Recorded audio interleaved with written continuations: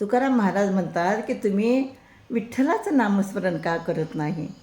किती सोपं काम आहे. आणि म्हणून ते काय म्हणतात, जवळी मुखापाशी असता नेघे अहर्निशी, भव निर्दाळन नाम, विठ्ठल विठ्ठल नाशी काम, सुखाचे शेजार करू का नावडे घर, तुका मने ठेवा काह न करीच बरवा.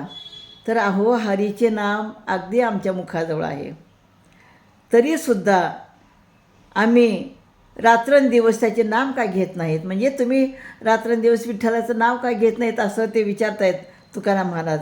विठ्ठलाचे नाम हे संसाराचा निराश करून अनेक कामनांचा नाश करणारे आहे. तुम्ही जेव्हा विठ्ठल विठ्ठल नामस्मरण करा, विठ्ठलाचं नामस्मरण करा, तेव्हा तुमच्या मनामध्ये जे काम आहे, राग द्वेष लोभ हे जे सगळं आहे का नाही, अहमपणा मीपणा, त्याचा नाश करणारं हे विठ्ठल नामस्मरण आहे. हे नाम सुखमय शेजार आहे. ते तुला का आवडत नाही? तुकाराम महाराज म्हणतात, तुम्ही हरिनामाचा हा उत्तम प्रकारचा ठेवा आपल्याजवळ जतन का करून ठेवत नाही?